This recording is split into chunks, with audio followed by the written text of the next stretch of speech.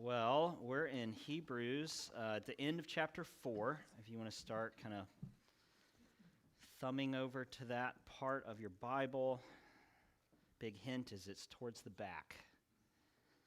And then I'll get going up here.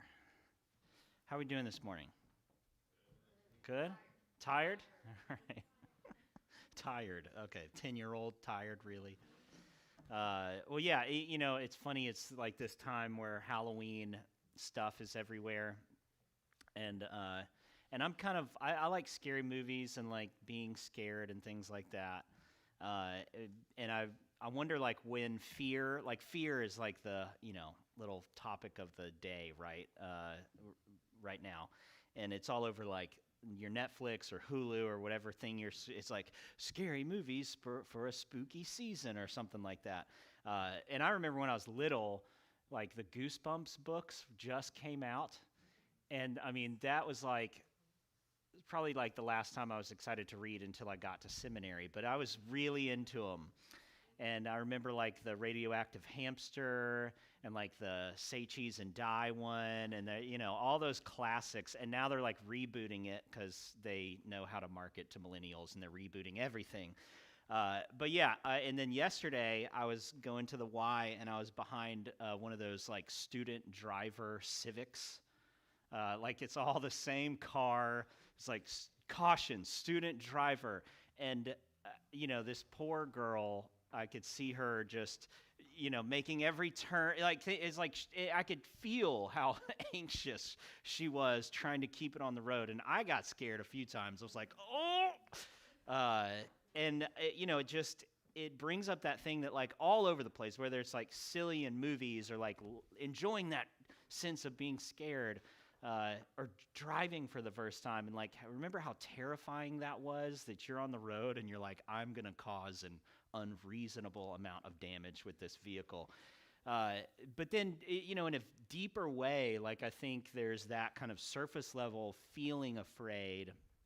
But then it gets to like fear, I think, runs much of our lives, collectively, individually. And in a very real way, and of course, the Bible, fear the Lord, do not fear. There's this tension there as well. But fear is everywhere. And I think it really is one of the major either emotions or kind of mental drivers of much of our life. And I wonder, when was kind of the last time you paused and just thought like, hey, what am I fearful of in my life right now? Like, what am I afraid I might lose? What am I afraid I may never see or may never realize or gain? Is there something happening, even very tangibly, like within yourself, whether it's emotional, mental, or physical, that you're afraid of and you don't have any answers to, you can't figure it out? I think fear really does drive our lives far too much. And I think God knows that, and that's why fear is so addressed in the Bible consistently. And I think underneath much of this kind of section, much of a lot of the letter to this church that we have titled as Hebrews. We don't know exactly who it was to or where.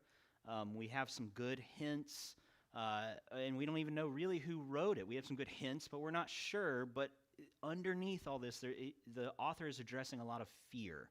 And so I think that's true again here. And each time when this fear kind of pops up, what the author does is he points us to Jesus and who he is and what he has done. Maybe more than any other letter, it's almost annoyingly repetitive, where it just keeps coming back to like, hey, if you're struggling, remember Jesus. Remember what Jesus did. Remember who Jesus is. Remember that he's done this for you. Almost in a way where it's like, okay, preacher, yes, I know the answer to every question is like, just believe in Jesus. But that's kind of what this book keeps doing. And I think there's a purpose to that, because it's so easy for us to be driven by our fears and to forget and not really take time to let the reality of who Jesus is and the reality of what he has done for us start to push out, not get rid of those legitimate worries and concerns, but to push them out to where they don't drive our souls. And so kind of with that as the framework of this section that we're going to go over, we're going to start at the end of 4 and then go about halfway through 5. So if you want to pull out it's Hebrews 4, starting in chapter 4, verse 14, hear the word of the Lord this morning.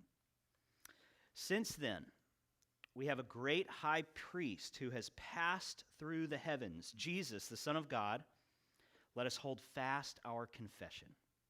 For we do not have a high priest who is unable to sympathize with our weaknesses, but one who in every respect has been tempted as we are, yet without sin. Let us then with confidence draw near to the throne of grace, that we may receive mercy and find grace to help in time of need. For every high priest chosen from among men is appointed to act on behalf of men in relation to God, to offer gifts and sacrifices for sins. He can deal gently with the ignorant and wayward, since he himself is beset with weakness.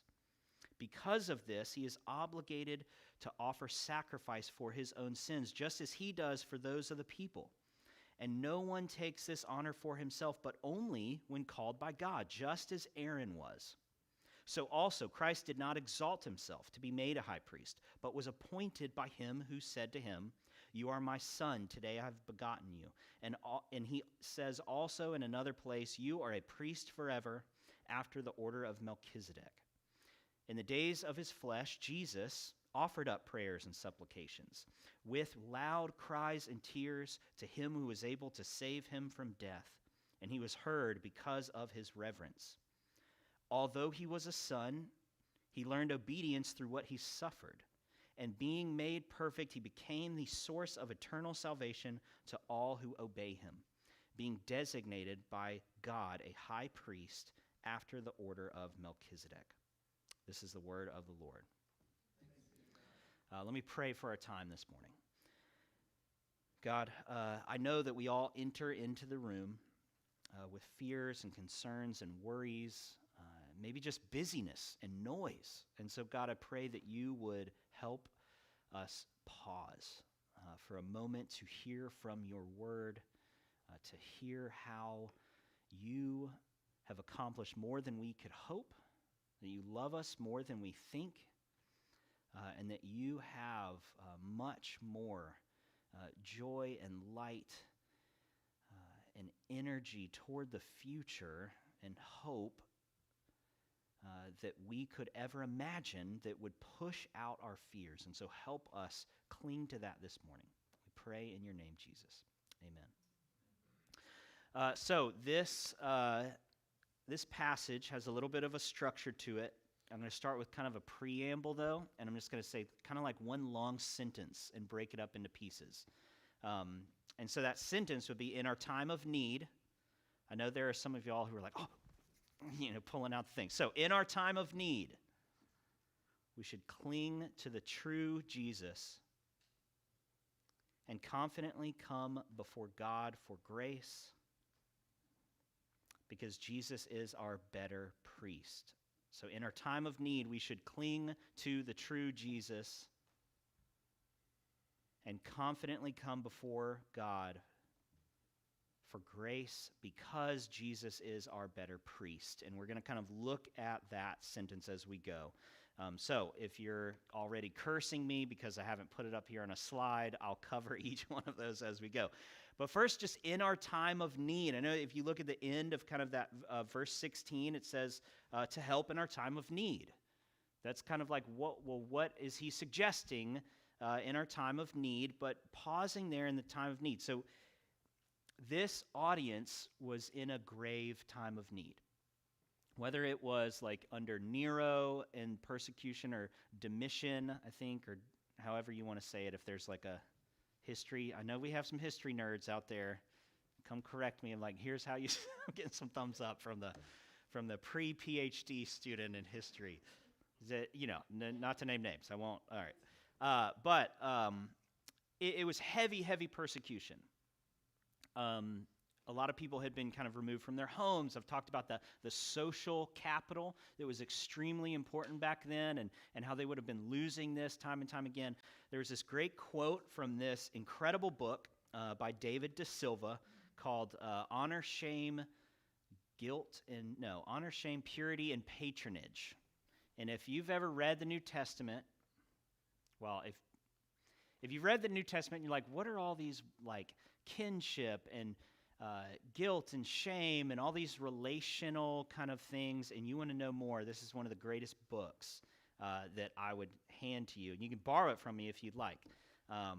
It is kind of thick, but it gives you a window into the culture that will unlock the New Testament like any book I've ever read before, where you get it when they talk about these things.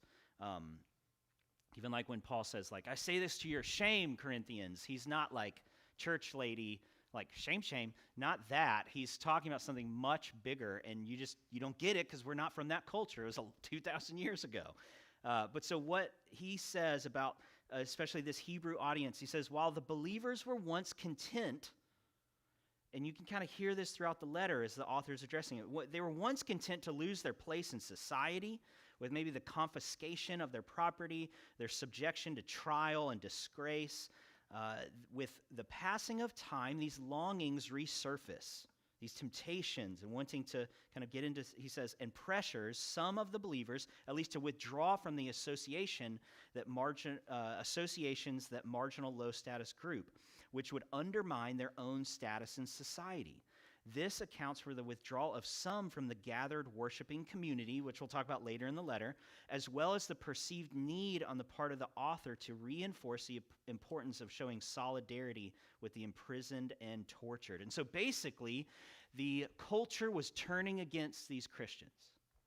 And at first, they were willing to be persecuted, standing up, and then slowly, all these believers who are part of this church community, just, it's not worth it anymore, slowly faded from willing to stand up. And so in our day, that might be like, well, I'm going to, I don't know that it was ever a good idea to put a bumper sticker on the back of your car, but it's like, I'm going to take that bumper sticker off. I'm going to remove believer, follower of Jesus from my Instagram profile. I'm going to start kind of disassociating myself from like the lame Christian group that built me and cared for me in my entire life as when I was a teenager and in college, and I'm going to start kind of only associating and culturally locking in with the deconstruction crowd and the people who point and laugh at all the Christians, and that's, I think, how it kind of just slowly fades away. And this is like just social kind of pressure. We're not being killed. We're not losing our property. We're not literally becoming impoverished because of the social. It's just like, well, I want people to think I'm cool, so I'm going to reject Jesus.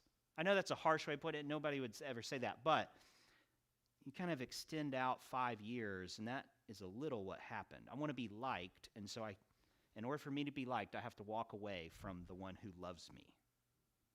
And I think that's going on. I need to find community, and I need to find it over here and push Jesus out. But and it is a lot of pressure. That's a legitimate pressure. They were feeling it in an intense way, but that's what they were doing. They were kind of slowly backing up, and this is why the author keeps exhorting them. Ours is a very different world, but we still have needs. And so even if it's like the need to be liked, which I think is legitimate, like under that's a legitimate need.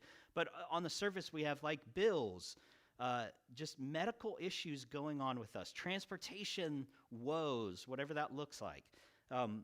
Friends, hobbies, church, like relational strife, all this kind of surface level stuff that happens points to these deeper needs. And I think there's like a lot of us, we are anxious about the future. We don't know what's going to happen. We're in deep need of all this uncertainty in the world and uncertainty in our lives, because certainty, when things are structured and certain, that brings comfort, because we can trust that we've done everything to make us feel comfortable.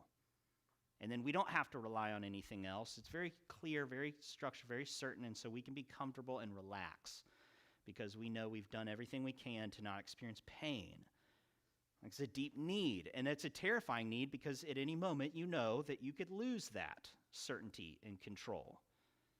And we worry all the time about losing things, relationships, status at work, maybe just respect in a family, dignity, control, autonomy. I mean, all these things like the need to feel loved, the need to feel secured, the need to not feel pain, which is just what control and comfort provide. The need for acceptance, to be able to trust others or someone or the people you should have been able to trust. Even the need to free ourselves from kind of besetting sins like gossip and bitterness and anger and resentment and all these things that we know aren't good for us, but we just keep falling into, and we want to push it aside, but we find ourselves falling back. We need help with those things. I think it's not, do you need help? I think it's like, are you aware of where you need help?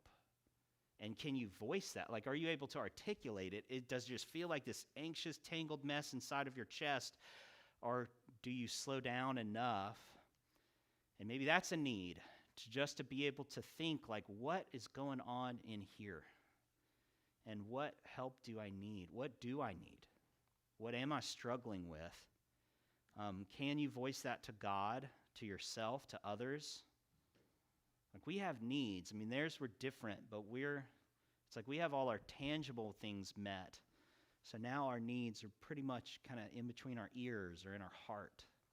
I know that's a reductionistic version of it, because I know a lot of us have tangible needs. But I wonder kind of what you do with them, and in your time of need, where you go, where you run.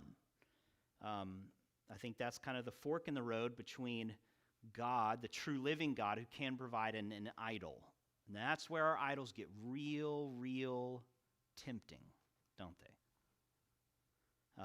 But so this author is trying to exhort us and them. He's trying to encourage them and kind of coach them up a little bit to do two things. So he has two exhortations. He's given a bunch so far. If you remember a couple weeks ago, in chapter 3, talked about like, hey, stick together. Encourage one another and encourage one another to Jesus while you still have today, while you can call it today. Encourage one another. Stay locked in. Last week, Spencer talked about a couple other exhortations that the author is giving, is being exhorted to the Word, and then being exhorted to rest in God. Strive, like work hard to get to the rest, and the tension between that statement. And I'd go back and listen to that message if you missed it. And so here, the next two exhortations that he's giving this group who is fearful in their time of need is to cling to the true Jesus and then confidently come before God for grace. And so this word cling, I use cling instead of that in verse 14. If you want to look down, it says, since then we have a great high priest who passed through the heavens. And a quick aside about that pass through the heavens. All week, I had no idea what that pass through the heavens meant. And I know that when we read our Bible, we can read little phrases like that, and we're like, what does that mean? And so I think the way I was at least trained to go about it, I think a good, helpful way is you read these phrases and you think, okay, what's the context there? Is he trying to prove something? All these things, you just ask all these questions. And then you come up with a couple potential answers for what that might mean. Right? If you read something you don't really understand, you're like, okay, what are some things that might mean he who passed through the heavens? So was it like literal? He like passed through on his way down and passed back through, like I passed through, Smyrna to get here kind of thing. Like, is that what it could mean? And literally like walk through, even come up with examples are wrong, because it gets your mind working on and thinking through it. It's like, okay, is this a theological thing? Did he pass through the heavens? And so I intentionally did not go on a deep dive to like look up what this exactly meant, because I wanted to mention it to y'all, because a lot of times we can get stuck on little phrases like this that mean very little to what the author is trying to communicate. And that's certainly true of this part. And so I think, again, he's kind of referencing, here's where I landed after 2 or 3 ideas.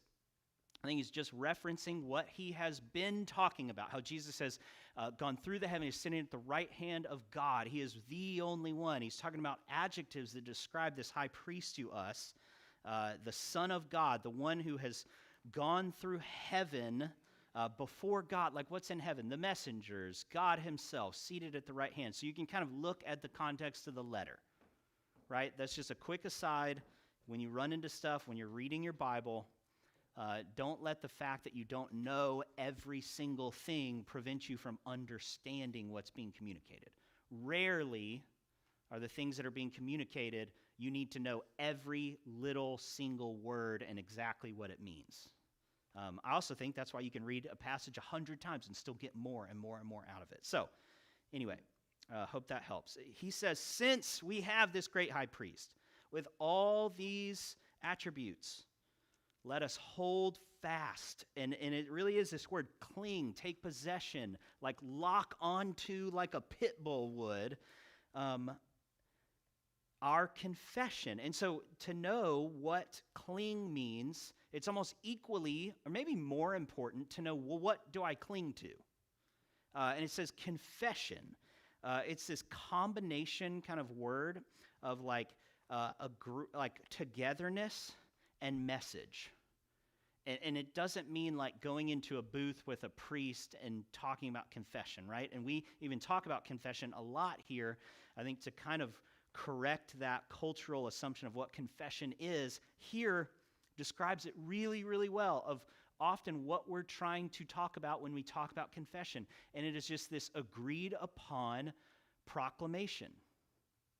I know I've said before, like confession is just like reciting what is true. Even when you think in your personal confession, if like you're in your discipleship groups and you go through confession together, what you're doing is you are articulating what is true, right? And so what is true could be, hey, my idol of time really got the best of me because I was thinking I would have comfort and control in that moment, and I yelled at my kids because they were threatening my time, and I did not believe what is true, what is proclaimed, what we all believe in the gospel, that like Jesus has secured every moment, and the biggest needs I have been secured. And so I was not believing what I know to be true, that like God has secured all those things through his son, and I don't need to stress out about what minute is mine or what minute is my kids. That's why that produced anger, because I wasn't believing my confession. And so you could almost say like, well, okay, you're going through this amount of confession of like bearing your soul, but you're also confessing what is true. That's really what you land on, and that is what he's saying we should cling to. And you could even think of it as a profession, like an acknowledgement. And even like going all the way to the whole like creed language. I know creeds, it's like here's the creed. Even the Apostles' Creed, right? It's Latin for I believe. Like credo or credo, however you say it, credo probably. But that just means I believe. And so it's a set of beliefs that have been handed down and carried down. And so even like it matters what you believe in Jesus. The Apostles' Creed, just a couple things.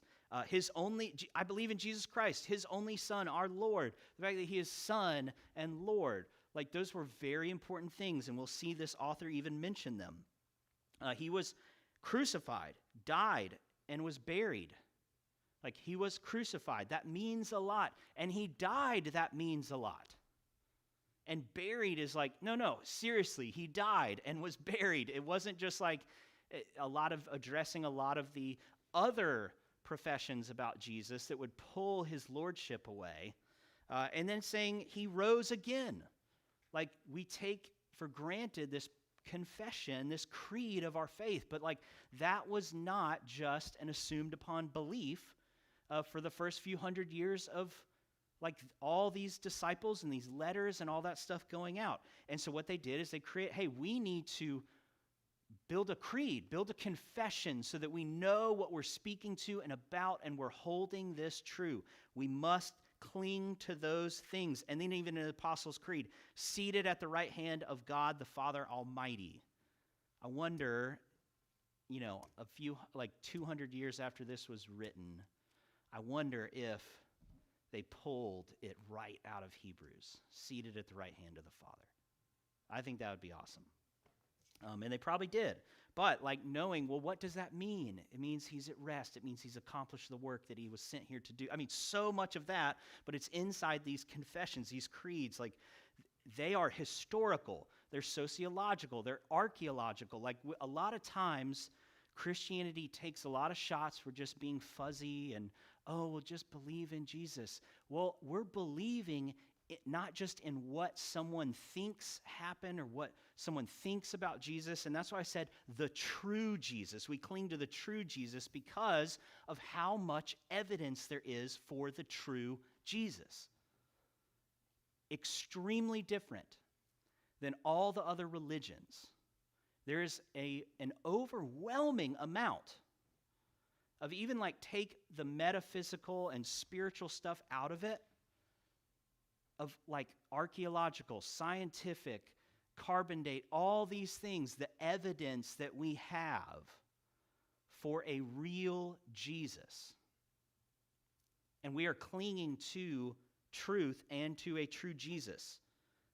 And that is why we do so much work in the text to figure out who is that true Jesus. That's what we are trying to cling to, not just a version of our own making or another group's making, but to the true Jesus. And all this text, the New Testament, the Old Testament talks about what is going to happen. The New Testament is just what happened. Who is Jesus and what did he do?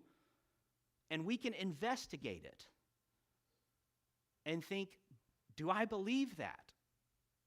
And if you do, the author is saying to cling to it. And one point he's trying to make here, and we kind of read through why the author would say that in Matthew 4.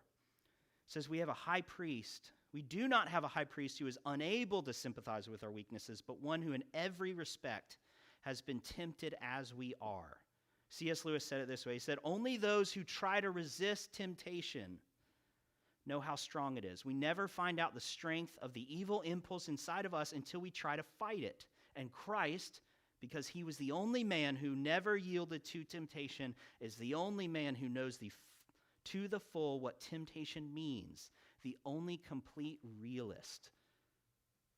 And so you imagine what are you going through right now? You know that you have, and we'll get to this, you have someone who goes before God to represent you and has experienced the depth of everything you're tempted by. And it's like, well, the internet didn't even exist back then. It's like, no, you're longing for something. You're tempted to believe, again, the confession, that thing that you're after is going to be more satisfying than what Jesus is saying he freely is ready to give to you. And you know that Jesus has felt that temptation even deeper than you could think, and he stood up against it. That's what that whole chapter, or the first part of that chapter in Matthew is talking about. Satan kept coming at him. He said, oh, look, another son of Adam. Here we go. I'll tempt him here. Okay, I'll tempt him a level deeper. Okay, I'll tempt him with the ultimate thing to become his own king. That's what got them into trouble in the first place. It's written into their code. I know it'll work. And Jesus said, I don't think so. And Satan left to what he thought would be an opportune time to secure his kingdom. Turns out, joke was on him, right? Roasted.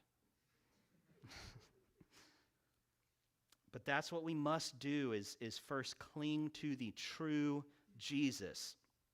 And then secondly, and it's kind of like, okay, well, because we are clinging, secondly, we come and we confidently come before God for his grace. So the section is kind of, the structure of it is like we have the hold fast to our confession. And then the second kind of imperative exhortation is to let us with confidence draw near to the throne of grace. We should confidently come before God for grace. And then this kind of 5:1 through 10 is just going to be like, okay, well, why? Why should we be so confident? So first, confidently, boldly, When you think of that high priest once a year think if you were that priest appointed by the people, and they would tie a rope on you because if you didn't do it right, you struck down to look into the face of God, to be in the Holy of Holies and to have to be purified, and you were walking up there through the veil once a year, and you're like, oh great, I've been chosen by God to represent all the people's sins, and you step through, and you see the mercy seat, and you sprinkle the blood, you've cleansed yourselves. I mean the pressure and the nervousness that would sit upon. And then this author's saying, no. Every one of you confidently go to the throne room. In contrast, because we have such a great high priest, because this is our priest, the one who represented us, we can walk to God confidently, not arrogantly, not with swagger, but we can enter the throne room. I mean, imagine even today, like when you meet with certain people in high offices, you better have someone who's like, okay, what do I do before? What do I do? I shake their hand? Do I bow? Like, what's protocol? I don't want to offend them because I know it's a privilege to enter into their space. How much more with the Creator of the universe, that we could walk in confidently before God and not be groveling or I like to think of it, I think a lot of us maybe struggle with this in Lord of the Rings. Frodo has the ring on, and all throughout, he's dealing with this eye of Sauron that's sitting up on the top of them, and then they're around Mordor. I'm trying to describe it at a general level to not show how big of a dork I am.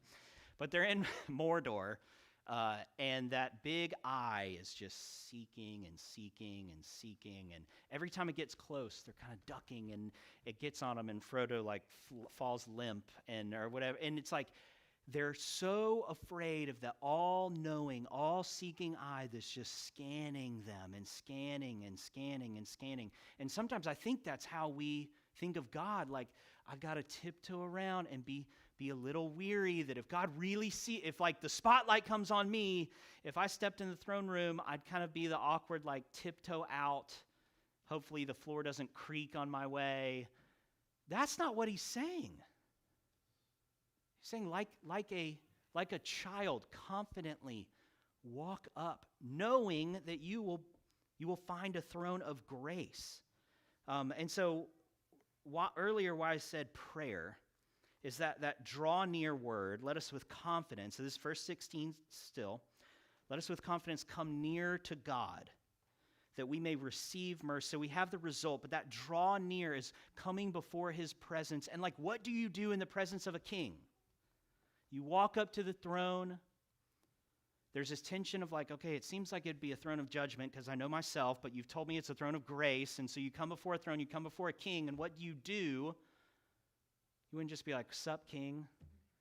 Right? You're a citizen. You're before the king, so you're going to be asking for things. You're going to be pleading for things. You're requesting things. You're being asked to be used in his service. There's something you're there for. There's a purpose. That's what we do when we pray. We come, we draw near to God, and we request, we plead, we cry out, we ask, we say, Lord, put me into your service. Send me out there, but give me a direction, or help me, I can't do this. Or the people are suffering. I want to intercede for the people in the kingdom, your citizens, your children. I want what's best for them. You're doing something, you're asking something of this great king.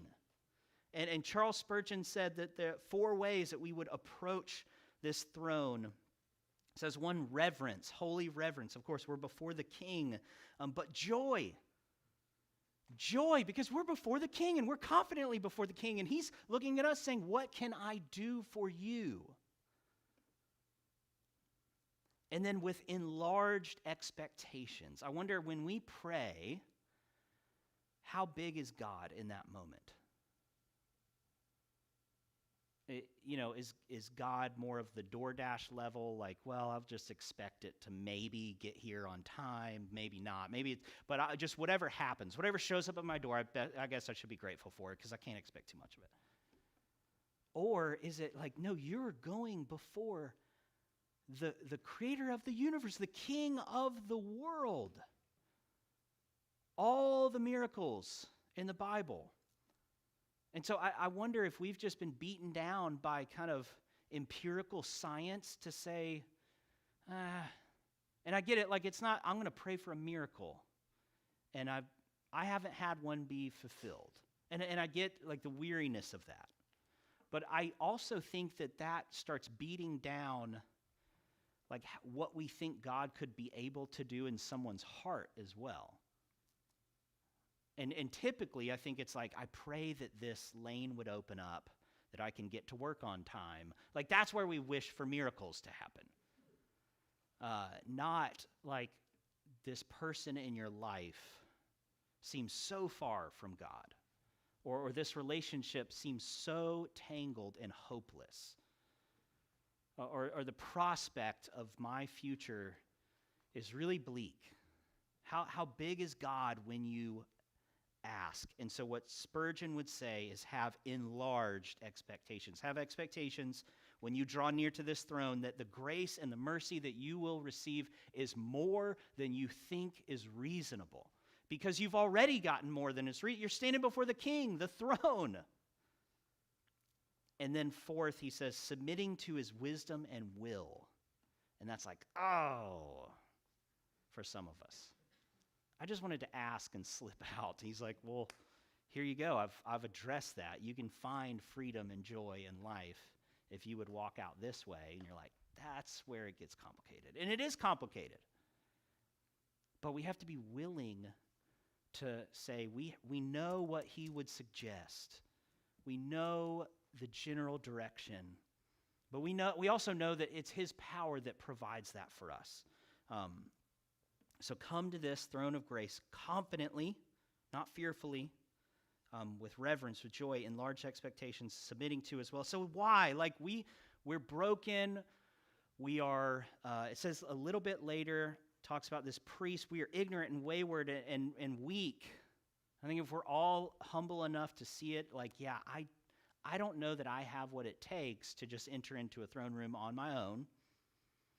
And so should I see God as like the eye of Sauron that like cuts through me, that pierces, even says the word of God that pierces the division of soul and spirit? Like, I think there's a little bit of truth there because God is perfect and just and I am ignorant and wayward. Did something change? Like, is there a reason why God would look at me differently and read my soul and I shouldn't feel worried? Yes. And that's what he's saying. That's what this author's saying. So why would we do that? And so fourth and lastly, it's because Jesus is our better priest. That's why it says a better Aaron. So the author mentions Aaron in verse 4. It says, no one takes this honor for himself, but only when called, just as Aaron was. And you're like, who is this dude, Aaron? Well, in Exodus 28, if you want to turn there really quickly, it kind of starts describing who Aaron, Moses' cousin or brother, then bring near to you, this is verse 1, bring near to you Aaron, your brother, and his sons with him from among the people of Israel to serve as me as priests. And so you can follow 28 and 29 and some of the other little things, and it outlines like what Aaron does, what these priests should do. And the author here is talking about this in categories. It says, for every high priest is chosen among men. That's the verse 1. Okay, among the people of Israel. Here is, get Aaron and his sons to serve me as priests. And here is who, and you shall make them holy garments. And it talks about the weight of all these garments they're supposed to wear to signify their holiness before God. Like what covers them. And of course, Jesus needs no covering because he is perfectly reverent and holy. And it says that he is going to act on behalf of men in relation to God. And Jesus is our better Aaron who acts on our behalf in relation to God. I know we talked about how the kind of apostle, the sent ones, are from God, speaking to man. Well, priests would go before God for men. It's kind of the inverse. And Jesus is both of ours, but he wants to drive home the point that Jesus is the one representing us to God. And it says he can deal gently and wayward since he is beset with weakness. Well, Jesus experienced weakness. That whole 40 days and 40 nights of fasting, and he was hungry. Like, well, yeah, duh, he was hungry. But also it was there to signify like Jesus was just like one of us in the way that he felt weakness. He was thirsty, he was hungry, he was heartbroken. All the things we experience, he felt. He was fully human. And then it says that he's obligated to offer sacrifice for his own sins. And so that's where it's talking about, and this is where you have to read it well. So it's talking about the difference between a human priest and what Aaron would do, and then what point is he trying to make? Is he trying to say that Jesus was sinless or sinful just like us? Well, no. It's this verse 4. And no one takes this honor for himself, but only when called by God. And then he goes on to say, okay, here's how he empathizes with us, and then here's his role, and it's him being appointed. And that's what he talks about in 5 and 6. It says, also Christ did not exalt himself, but was appointed by God, the one who said, you are my son, today I've begotten you, and you are a priest forever after the order of Melchizedek. So I know y'all heard Melchizedek, you're like, Melchizedek who? It was this king priest that Abraham met with, and we will talk about him later, and that's not just like a preacher tactic, okay? I know people are like, oh, something hard. You're just bailing on this thing. Well, in verse 11 it says, about this we have much to say, and it's hard to explain. We'll talk about Melchizedek a little bit later, I promise. But it was this priest king is what you need to know for now. But it says that. It says, in the days of Jesus' flesh, verse 7, he offered up prayers and supplications with loud cries and tears to him who was able to save him from death. And he was heard because of his reverence or his holiness, his set-apartness. And so that is where we watch the role of Jesus. Of course, he's talking about the cross, becoming the priest we needed. Not that Jesus was growing into some version that he couldn't have been, or that as a son he needed to, get a couple good lessons in him and be obedient and learn obedience that he didn't have. But it's through the process of the cross that even though he was a son, typically not the one who would go through that as learning obedience, he did. And through that obedience, we now have this great high priest. Through his sacrifice, we have this great high priest. Being made perfect, that's complete and whole, and going through the process of the cross, he became not his nature changed, but for us, his role became for us the source of salvation. And so what it's talking about is the role and the process of Jesus here on earth being a priest appointed by God, becoming who he was meant to be for us, not his nature changing in any way. It was the process of that produced the role that we could relate to, just like all priests, because he had to represent us to God. And so that source of salvation is what he accomplished for us. That's what he did through his obedience. That's what he did by perfectly kind of perfecting that role for us on our behalf, going through the cross, becoming both the sacrificer, the one making supplications, and being the sacrifice himself. And I mean, that's how the weak and the ignorant and the wayward match and are allowed to walk into the throne room with a perfect, holy, righteous God. I mean, I think every one of us wants mercy and grace for ourselves and for those who agree and think like us, and then we want justice for like the people who do. I mean, you're seeing this play out with the whole thing in Gaza. The things coming out and all these problems is like, that's evil. They should be destroyed. And there's some truth there. But our side, we need grace and mercy. And both sides are saying that. Everyone's saying that. Because we know it doesn't make sense that you could have both. Someone has to pay for the injustice and the unrighteousness and the evil. Mercy and grace isn't just handed out. That's the tension, I think, if we look hard enough in ourselves. And we need someone to go before this God, the only one who's perfect, but we know that his justice would destroy us, but he says he wants to give mercy. There's got to be a way, and that is what Jesus steps into. And I may have talked about this before, but I was with Mabel and Shook, and we walk into Dave & Buster's, and some old man is walking out. Could have been an angel. I don't know. He goes, "Hey, do y'all want this? I'm about to leave." And we're like, "Sure." He's like, "It's just and I was like, "Okay, maybe it has like $10 of credit on it."